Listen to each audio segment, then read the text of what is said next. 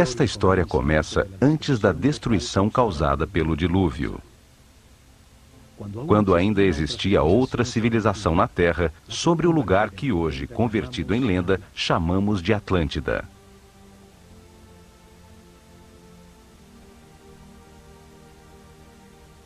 Tinham uma sabedoria que era produto da evolução da consciência do homem por milhares de anos. Eram verdades aprendidas sobre o funcionamento do universo e do processo que chamamos vida. O estudo das constelações lhes revelou que a humanidade era uma união vivente entre o céu e a terra, e que as estrelas e os sóis a influenciavam, formando estações, ciclos e ritmos.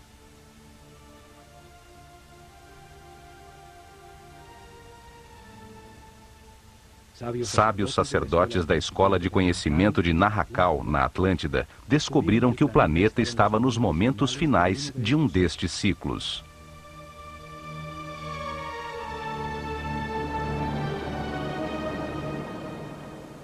Avisaram, sem que lhes dessem ouvidos, que uma catástrofe eminente destruiria as estruturas que organizavam a vida do homem.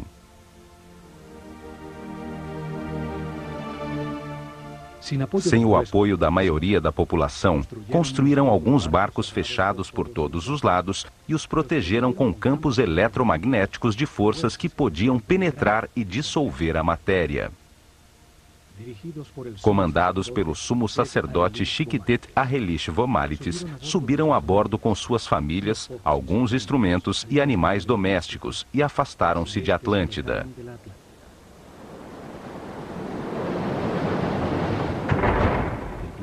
O planeta estremeceu, os céus derreteram e as águas arrasaram os continentes, apagando quase todos os rastros de sua civilização.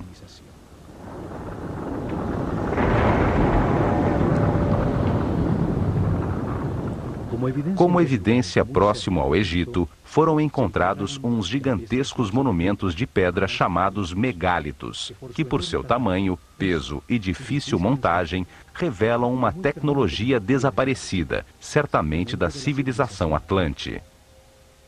A primeira evidência está em Baalbek, Líbano. Lá se encontram os 3 maiores e mais pesados monumentos de pedra do mundo, chamados monolitos. Cada um pesa 1.200 toneladas, mede 25 metros de comprimento, 8 de largura e 5 de altura. O maior peso que podemos levantar com um guindaste é o ônibus espacial Discovery, que pesa somente 150 toneladas, 1/10 do peso dos monolitos. Não existe hoje tecnologia para levantá-las e muito menos para posicioná-las com tanta precisão. O lugar onde foram talhadas fica a 3 quilômetros, onde se encontra uma pedra do mesmo tamanho que nunca foi utilizada pelos construtores originais. Em virtude do seu tamanho, a misteriosa plataforma tornou-se um lugar sagrado para as culturas que, depois do dilúvio, se assentaram na região. Assírios, persas, gregos e, por último, os romanos construíram seus principais templos sobre a plataforma. A segunda evidência está em Jerusalém. A cidade é sagrada para 3 religiões. Lá existem outros desses megálitos, monumentos gigantescos, pesando cada um mais de 800 toneladas. Por seu enorme e inexplicável tamanho, também se converteram em lugares sagrados em volta dos quais cresceu Jerusalém. Fazem parte da enorme plataforma que sustentava o templo dos judeus e que hoje segura a mesquita de Al-Aqsa e a cúpula da Roca. As pedras fazem parte das fundações do Muro das Lamentações. Hoje chega-se lá por um túnel que revelou as enormes pedras.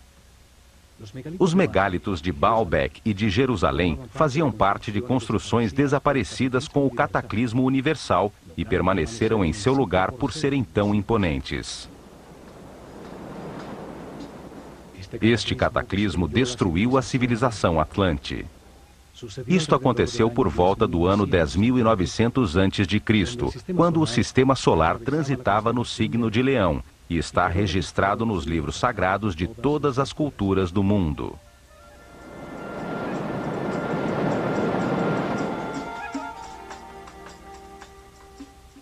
Quando se recuperou o equilíbrio, os sacerdotes sobreviventes ao cataclismo desembarcaram no centro da superfície terrestre, no lugar onde sabiam que afluem as forças telúricas do planeta.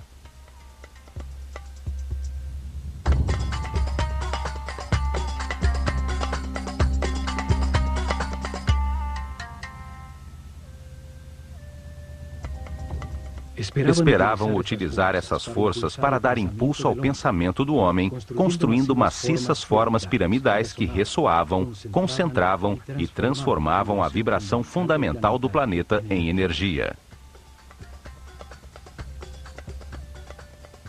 Seres muito avançados espiritualmente, que tinham um conceito de progresso que não estava baseado em aquisições materiais, mas em encontrar a paz e a harmonia interior, transformando o limitado homem animal num super-homem. Estes sacerdotes, num momento que chamaram de Zep-Tep, o tempo novo, viram ressurgir das águas um oásis estreito e longo, uma terra fértil, rodeada pelo deserto protetor, às margens de um longo rio. Chamaram-no Egito. A terra que emerge das águas, o país de um único rio, o Nilo, com as melhores condições para gerar uma nova civilização. Os sacerdotes viram o cataclismo como uma oportunidade de orientar a humanidade a um destino mais alto e estruturar neste novo ciclo uma sociedade dedicada ao aperfeiçoamento espiritual.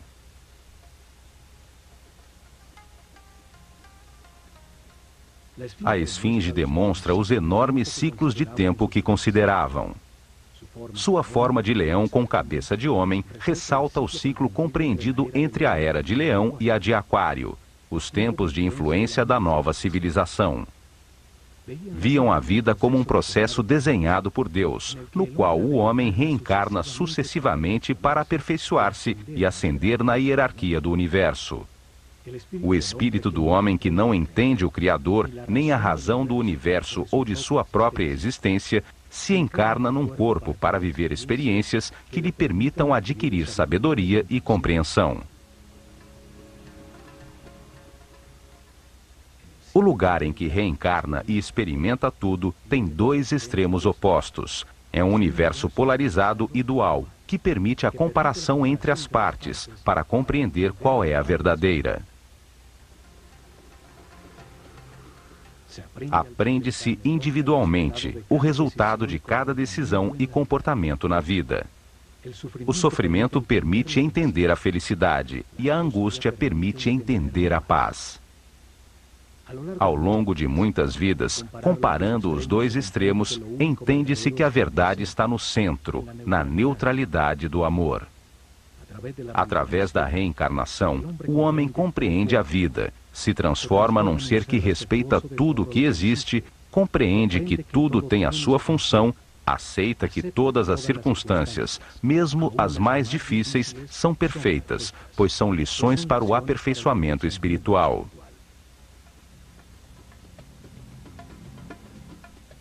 Vida após vida, o homem vai subindo de nível, tem mais informação, permanece em paz e harmonia, maneja mais energia vital, se transforma num ser tolerante e respeitoso que alcança mais poderes.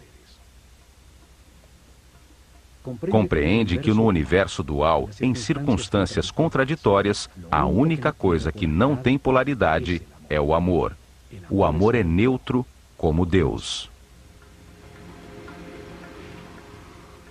Com o Zodíaco de Benderat, ensinaram que esse processo de aprendizagem concede a cada espírito um ciclo cósmico, 12 eras zodiacais.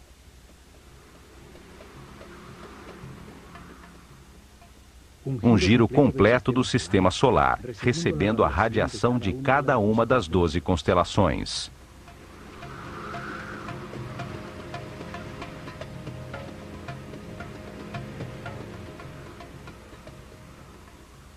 Durante esses 25.920 anos, reencarna 700 vezes em diferentes corpos, lugares, tempos, circunstâncias, condições e personalidades. Em cada vida aprende algo diferente. Cada vez nasce influenciado de diferentes maneiras pelas forças que as estrelas irradiam.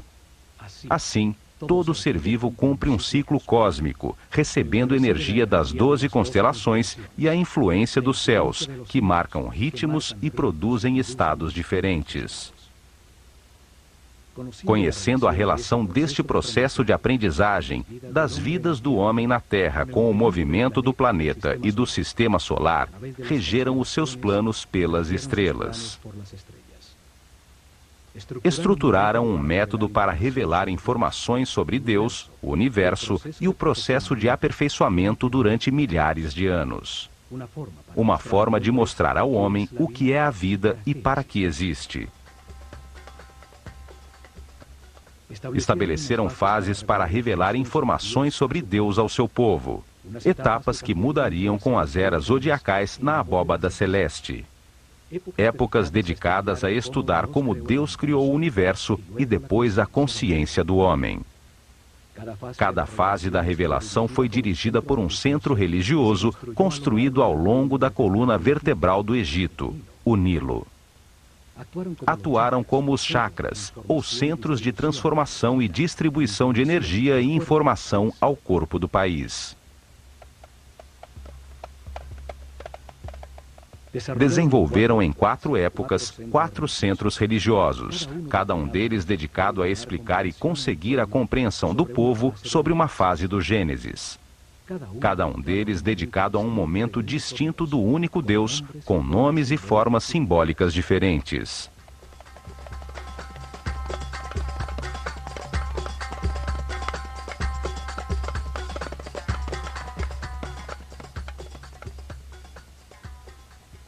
O primeiro centro religioso estabeleceu-se em Anu, chamada Heliópolis pelos gregos. Ao começar a Era de Gêmeos, no ano de 6.620 a.C., na época pré-dinástica do Egito. Uma época dedicada à simetria na arte e na arquitetura. Foi dedicada a revelar informações sobre as características, qualidades e significados de um Deus absoluto, o único Deus, a causa original, o todo, que chamaram Atum-Ra, a unidade homogênea, estática, antes de manifestar o universo. O segundo templo estabeleceu-se em Mênfis, ao começar a Era de Touro, ano 4.460 a.C. Foi dedicado a revelar informações de outro momento de Deus, quando manifesta o universo, os planetas e os homens, quando ativa a sua vontade, a sua energia divina e cria a matéria. Essa característica criadora de Deus chamaram de Tá. Durante essa época, sente-se a influência de Mentu, o touro que representa a Era de Touro, em todo o Egito, até no nome dos faraós. O terceiro centro religioso foi criado em Hermópolis, dedicado a Tote, assim chamaram o único Deus, quando multiplica a criação sobre a terra com a diversidade da natureza, das plantas e dos animais. O quarto centro religioso estabeleceu-se em Tebas, com a chegada da Era de Áries, o Ram, no ano de 2300 a.C. Foi dedicado a revelar informações sobre as características, qualidades e significados de Deus, quando cria a sua imagem e semelhança a consciência do homem. Chamaram-no Amon-Ra. Nessa época, acontece o momento culminante da civilização. Constroem-se centenas de templos onde a imagem de carneiros predomina, e os faraós incorporam Amon e Ram aos seus nomes.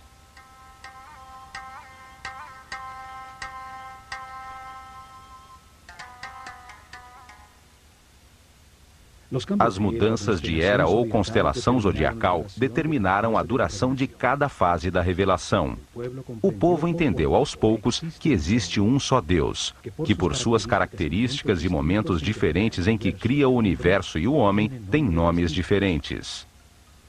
Criaram uma escola de mistérios para transmitir o seu conhecimento, garantindo sacerdotes sucessores de sua casta para continuar o processo de revelação.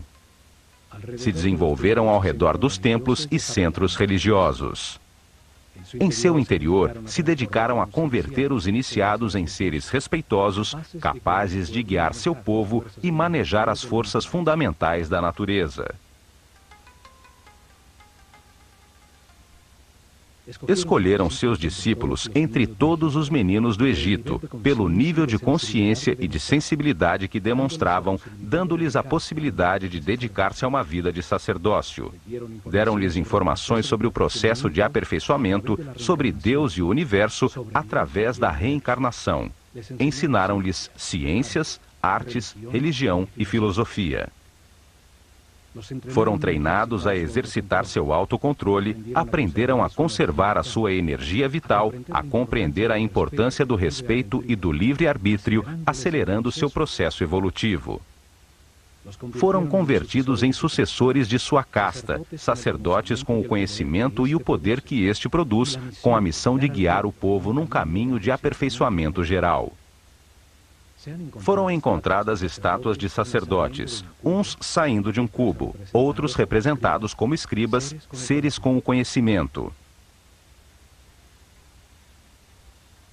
Alguns poucos tiveram adicionado aos seus nomes a palavra Hotep, que significa sábio, como Imhotep ou Amenhotep, filho de Rapu, como reconhecimento de sua sabedoria.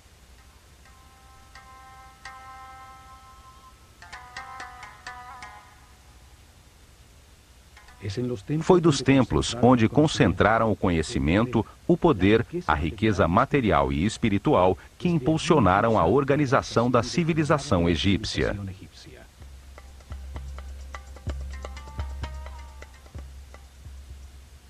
Utilizaram o olho de Horus como símbolo desta organização fechada de sacerdotes que dirigiu o destino do Egito por milhares de anos, nas sombras, atrás do faraó.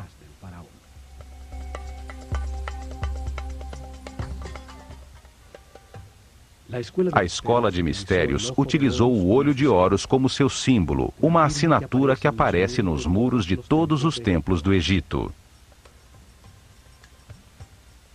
Um símbolo que traz à mente e evoca o seu significado, sua ação principal, e transmite uma ideia de uma maneira muito simples, além das palavras. Seu significado pode ser entendido milhares de anos depois de ter sido desenhado.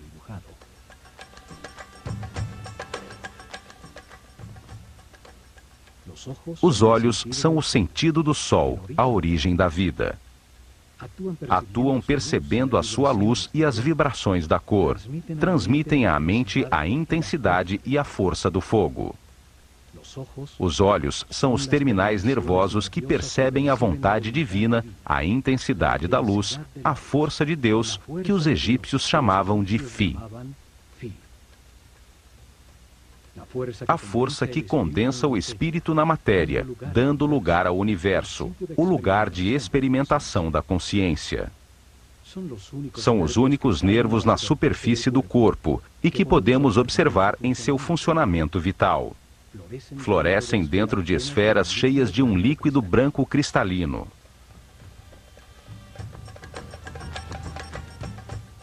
Os olhos simbolizam a dualidade.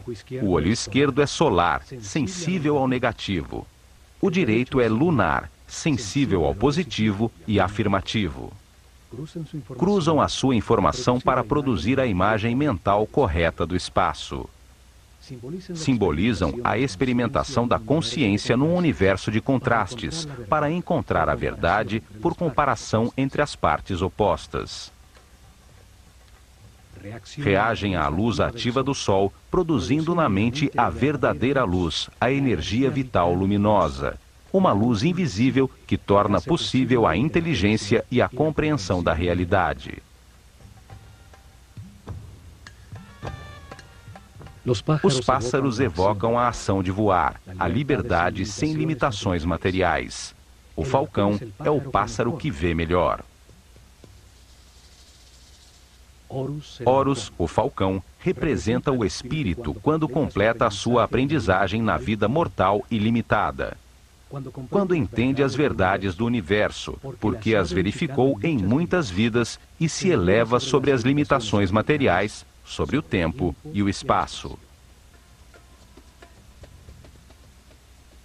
O olho de Horus é a consciência imortal que tudo sabe, tudo vê. Pode voar muito alto sobre tudo que existe ou fixar a atenção em qualquer detalhe. Evidentemente, os sábios sacerdotes se viam como observadores e guias de um movimento de aperfeiçoamento em direção à luz. Por isso, o seu símbolo era o olho de Horus, o olho que tudo vê.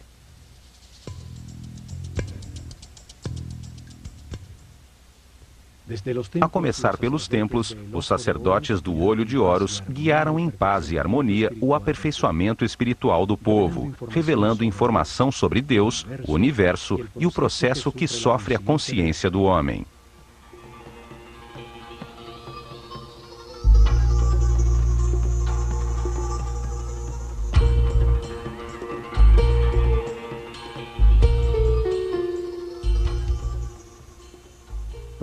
Protegido por muros altíssimos, cada templo era um enorme complexo onde moravam milhares de pessoas, homens e mulheres igualmente, porque não havia distinção de sexo. Dedicavam pelo menos 21 anos de suas vidas recebendo informação e treinamento para se converterem em sacerdotes ou sacerdotisas. O processo de aprendizagem era realizado em vários templos, onde permaneciam por longos períodos enquanto recebiam as informações necessárias.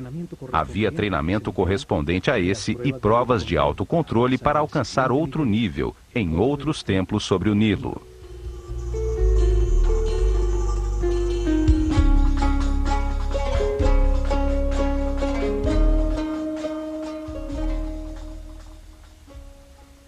Cada templo era uma biblioteca viva com informação especializada. Cada um continha uma lição diferente sobre o universo ou a razão da existência. Cada templo continha em seu interior um tema sagrado distinto, com informações que dão sentido a tudo que existe.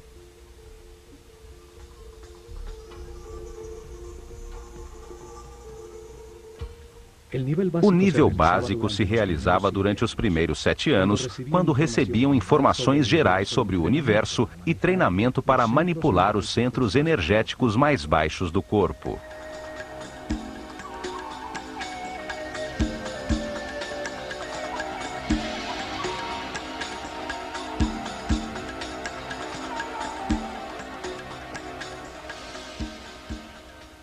Havia templos como o de Kom Ombo dedicados a entender a necessidade do universo dual e polarizado, para permitir à mente comparar entre extremos opostos e assim compreender a verdade. Em seu interior, aprenderam a controlar o medo da perda, a entender que se possui em cada vida o necessário para adquirir as experiências de aprendizagem. Tinham instalações que despertavam o medo da morte para aprender a controlá-lo e entender que a morte é apenas um passo para outra experiência. Em túneis com água e crocodilos, grandes alturas, lugares fechados com serpentes, os iniciados provavam a sua determinação. Lá receberam a informação para superar o medo ao abandono, os instintos de agressão e defesa, a entender a existência de programas mentais inconscientes que geram reações automáticas para poder controlá-las. No templo de Luxor, em Tebas, transmitiram os conhecimentos que tinham sobre o funcionamento do corpo e o treinamento para que a consciência se identificasse com ele.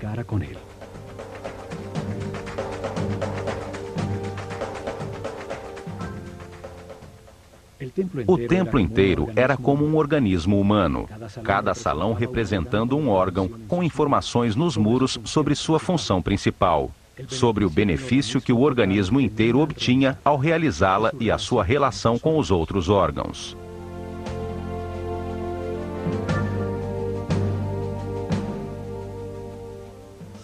Em seu interior, realizavam exercícios de concentração e de movimento, levando a sua mente a cada órgão, até que o corpo inteiro estivesse consciente e os manipulasse à vontade como um excelente instrumento.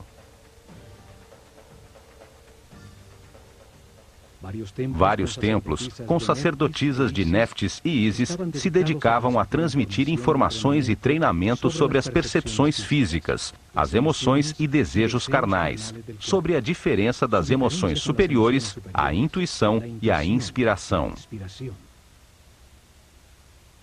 Aprenderam a transmutar as paixões e as sensações do corpo, com o poder do espírito, a elevar a consciência e sua depuração vital, a solicitar a canalização de energia e inspiração de espíritos em planos mais evoluídos para despertar a criatividade. Muitos templos, como o de Hathor, em Denderá, estavam dedicados às ciências, astronomia, astrologia e matemática. Em seus terraços, se dedicavam a registrar os céus, a entender as diversas energias que cada constelação emite e os efeitos que produzem. Seguiam dia a dia os desígnios das estrelas, controlando a duração do ano solar, a data exata da enchente do Nilo, o momento em que a Terra mudou da Era de Touro para a Era de Áries e os lugares que afetam o processo de evolução.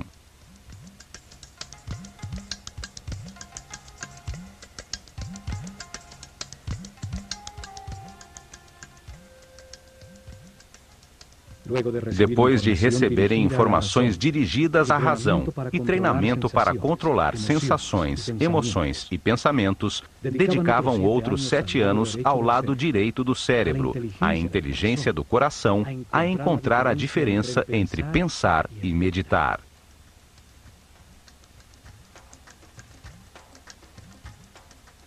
O templo de Karnak, o maior do Egito, estava dedicado à consciência, a analisar as forças que a moldam, a entender o processo de evolução e a acelerá-lo, utilizando conceitos, palavras, sensações, pontos exatos ou movimentos.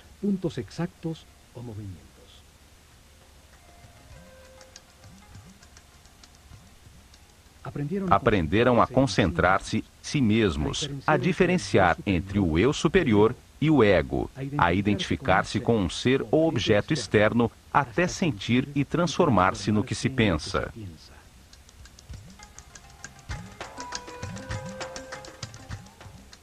Realizavam exercícios de telepatia em lugares próximos, depois à distância, num momento determinado do dia, até aprenderem a comunicar-se mentalmente a qualquer hora.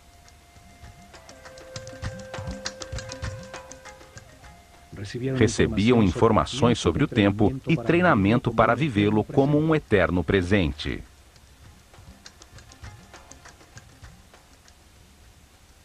Entendiam que pensar é comparar para conhecer e que quando se sabe tudo, não se pensa nem se compara. Aprendiam a mudar de estado ou nível vibratório, a manejar as circunstâncias externas, conseguindo o equilíbrio emocional como uma decisão mental interna.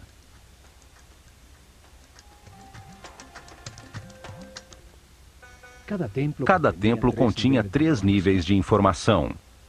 Era uma maneira de revelar informações simultaneamente a homens em diferentes níveis ou estados evolutivos. O primeiro nível transmitia informações básicas dirigidas ao povo. Cada templo contava uma história simples, repleta de símbolos e personagens fantásticos. Um drama sagrado facilmente compreensível. As ideias eram expressadas como mitos em forma de história.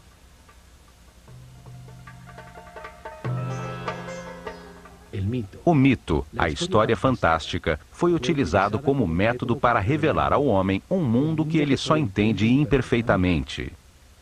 Os mitos ganham vida quando se acredita neles. Inventavam personagens com características simbólicas, com formas que trazem à mente sua função e atividade principal, que participavam de histórias simples e parábolas que contam verdades sobre a natureza humana sem a aridez e a abstração da filosofia ou da metafísica. O povo recebeu a informação sobre cada tema sagrado ao conhecer a história central de cada templo, ao conhecer as fraquezas e forças de cada personagem, as circunstâncias que atravessam e a maneira como os resolvem.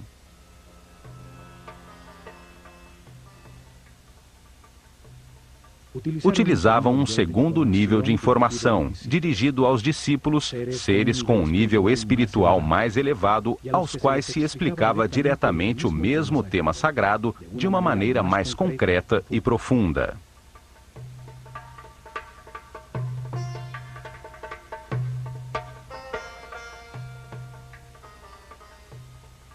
Para isso, utilizavam as cenas descritivas do mito, talhadas nos muros do templo. Explicavam cada personagem, o que simboliza no universo, a parte do processo de aperfeiçoamento que representava, o porquê da sua forma, comportamento e sua função principal.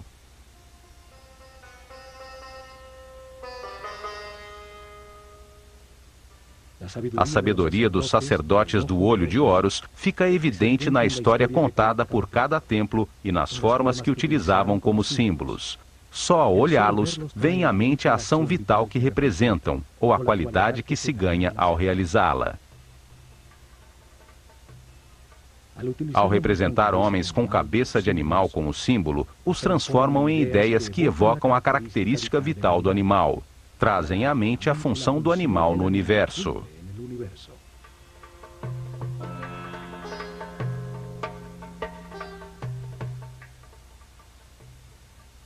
Um homem com cabeça de chacal adquire as suas características, seu instinto de orientação no deserto. Seguindo as suas pegadas, chega-se sempre a terras cultivadas. É, portanto, um excelente guia.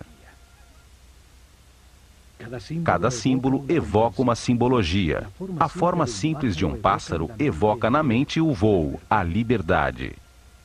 Um disco solar sobre a cabeça de um homem fala da sua iluminação, da sabedoria que irradia, da informação que tem, do nível da sua consciência.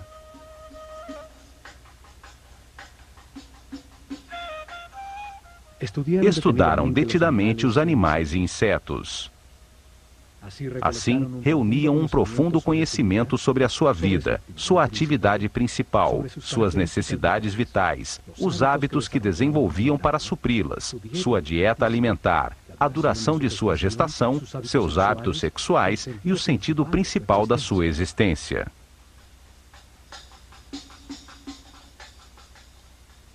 Escolheram os animais mais idôneos para representar uma ação vital e o que acontece no universo quando se executa. O processo da lagarta que se arrasta e tece para depois transformar-se em borboleta.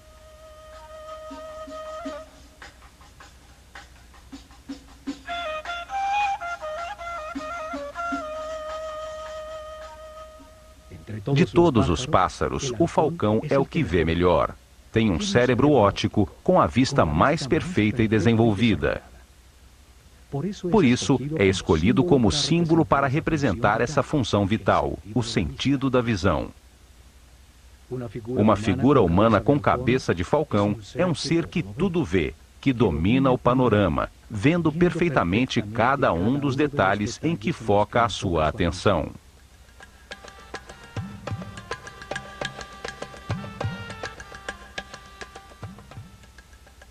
Estas figuras chamadas deuses ou néters pelos egiptólogos que acreditam que o Egito era politeísta e que adorava os animais, representam apenas uma ação vital, um comportamento que transforma e aperfeiçoa. Cada ação importante da vida tem um símbolo que a representa, comunica a transformação que acontece na essência do indivíduo que a executa, o que obtém dela. Um par de braços indica a adoração, um par de pernas a ação de andar, uma boca a ação de falar.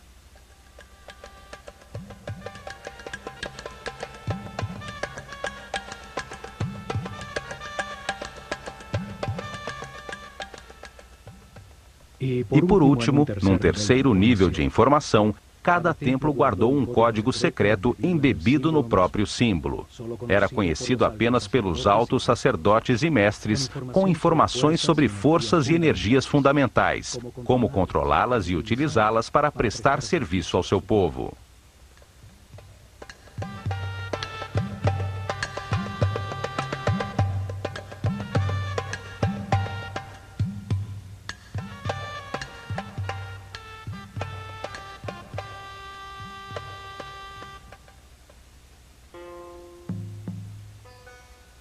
Em templos como o de Horus, em Edfu, o sumo sacerdote levou seus discípulos mais evoluídos a deslocar sua consciência no tempo, abrindo o inconsciente para reviver e compreender as vidas passadas em seu processo de reencarnação.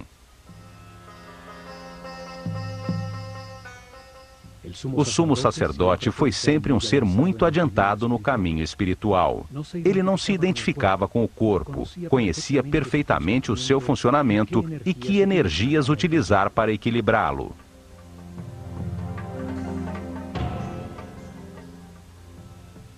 Controlava do centro nervoso no alto da cabeça o mais alto nível de energia vital.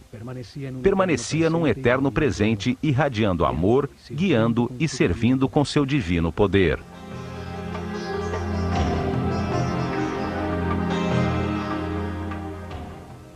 A matéria apenas recebe, se contrai. Dar é irradiar. Esta é uma característica vibratória do espírito.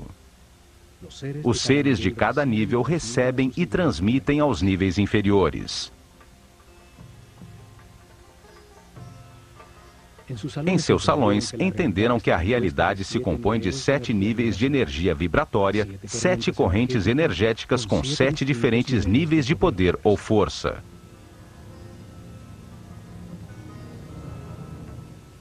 O corpo tem 7 chakras ou centros de transformação da energia fundamental do universo. Cada ser humano, em sua vida presente, utiliza um desses 7 centros, dependendo do nível de evolução de sua consciência. Quanto maior compreensão do universo, mais respeito, mais alto o chakra ou centro nervoso utilizado para transformar a energia, maior quantidade de energia processa diariamente e mais poderes transcendentais tem. O sumo sacerdote podia controlar as forças fundamentais pelo altíssimo nível de energia vital em que permanecia o seu organismo. Seu sistema nervoso tinha uma resistência correspondente a esse nível de energia.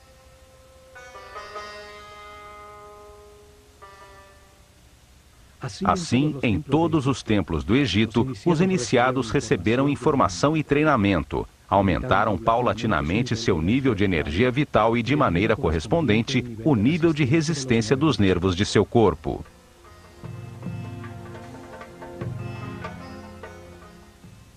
Aprenderam a manter-se em paz, harmonia, a respeitar tudo o que existe, a aceitar a perfeição do universo, para conservar seus níveis de energia vital, no caminho do aperfeiçoamento que leva à onipotência, ao controle de forças e energias superiores. Um intenso preparo físico, mental e espiritual que terminava com o momento de experimentar o tudo e o nada, o manifesto e o não manifesto, e receber numa pirâmide uma poderosa energia que permite vislumbrar o 7º nível de consciência. Durante a Era de Touro, se dedicaram a experimentar uma forma piramidal de tecnologia ressonante que transformava as vibrações do planeta em energia. Um conhecimento herdado a ser colocado em prática.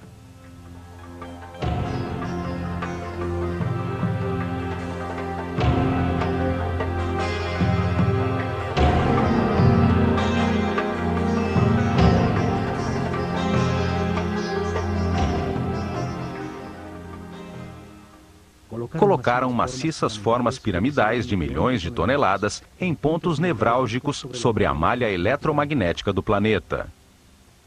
A massa piramidal, que continha milhões de partículas de quartzo, vibrava com a Terra, produzindo energia pela fricção de suas moléculas, num fenômeno que hoje chamamos de peso elétrico.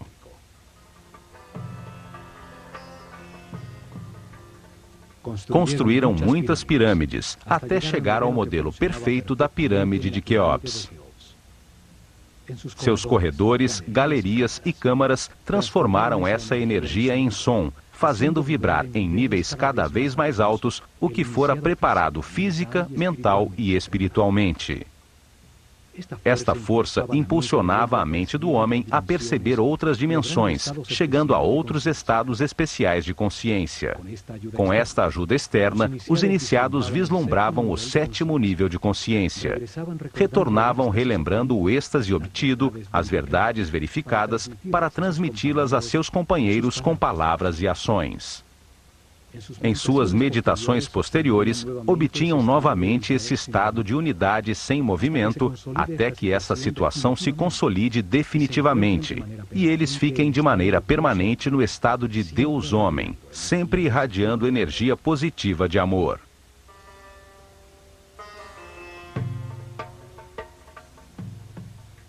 O conhecimento sobre as formas puras do universo, os blocos básicos com os que se organiza a energia e a matéria, foram fundamentais para o desenvolvimento da civilização egípcia. Hoje chamamos essas formas puras de sólidos platônicos. 5 polígonos com seus lados e ângulos iguais, baseados em triângulos equiláteros, a forma divina, sem tensões. Utilizando essas formas, puderam produzir efeitos de ressonância e concentração energética, para elevar a percepção da consciência, para conseguir efeitos de supercondutividade, com os quais se anula a força da gravidade. Hoje se descobriu que o planeta tem pontos nevrálgicos, chamados nodos diamagnéticos, onde se pode controlar a força de gravidade do planeta e produzir fenômenos de supercondutividade. A supercondutividade permite amplificar ou diminuir a força da gravidade. Ao aumentar o peso das pedras, se enterrava conhecimento, sem que fosse necessário escavar. Ao diminuí-lo, tornaram as pedras leves para empurrá-las e movê-las facilmente, desde pedreiras longínquas. Na ilha de Sehel foram encontrados hieroglifos com fórmulas e ingredientes para produzir uma espécie de concreto que parece rocha. Cientistas franceses os decifraram parcialmente. Suas experiências confirmam que se trata de polímeros, que ao solidificar-se produzem uma espécie de pedra. Isso explica a facilidade para fazer juntas tão exatas entre as pedras dos seus tempos, conseguindo usar os blocos já fundidos como forma para os novos.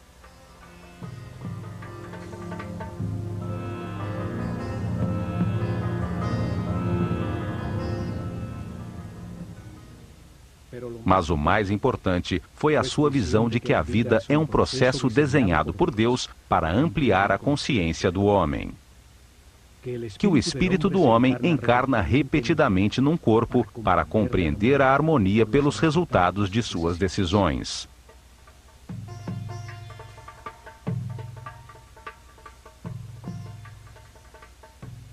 Ao viver muitas vidas com experiências opostas, de angústia e de paz, de depressão e de felicidade, de riqueza e de pobreza, de saúde e de doença, compreende a razão da sua existência e acaba com as limitações materiais, transformando-se num super-homem imortal. Um ser que não perde na morte a consciência ou a informação acumulada. Um espírito sábio ao final de um processo, que sobe outro degrau na perfeição do universo.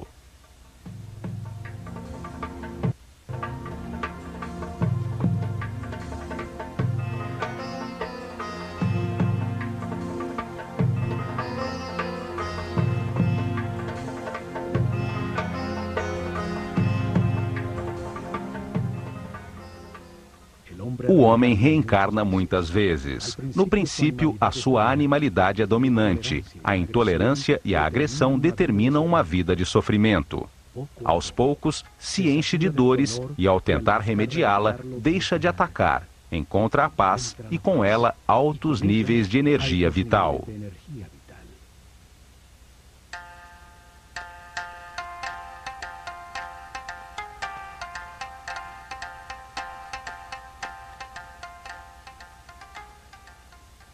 Com a informação do processo de aperfeiçoamento e das leis que o regulam, os egípcios melhoraram de vida, aceitaram os momentos difíceis como parte do seu caminho de aprendizado, permanecendo assim em paz e harmonia.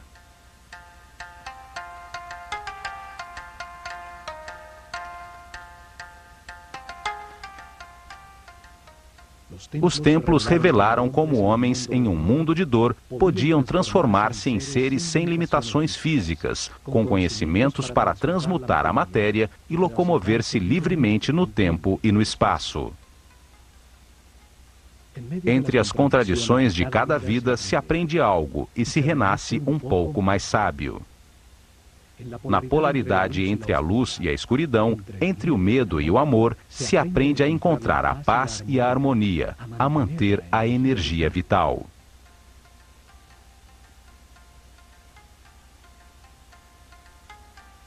Ao sentir na pele os tormentos e a angústia que produzem a ira, o ódio, o rancor ou a vingança, se compreende o valor da harmonia.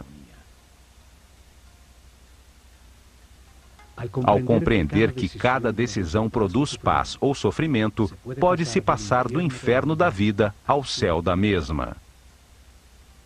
O povo entendeu que todas as ações da vida diária, pescar, semear, colher, são uma maneira de aproximar-se de Deus, de se aperfeiçoar a cada dia. Construíram uma comunidade em paz e uma tal felicidade que, quando o historiador grego Heródoto visitou o Egito no ano 500 a.C., não pôde deixar de afirmar: de todas as nações da terra, os egípcios são os mais felizes, sãos e religiosos.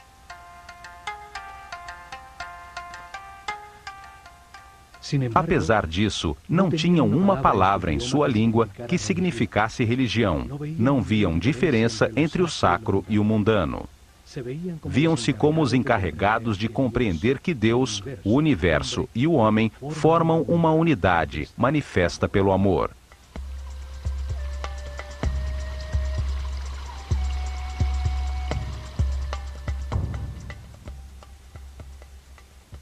Nestes programas do Olho de Horus, veremos a mensagem que os egípcios transmitiram em seus templos: que todos os homens avançam por um caminho de aperfeiçoamento que leva muitas vidas. Alguns estão mais evoluídos que os outros, mas todos chegarão à imortalidade e à consciência permanente, somente aprendendo a ser flexíveis, a aceitar as circunstâncias e a respeitar todos os seres que nos rodeiam.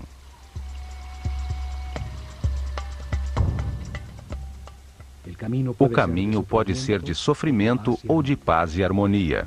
Depende da valorização do que se tem e de agradecer a oportunidade de estarmos vivos para tomar consciência de que fomos criados por amor.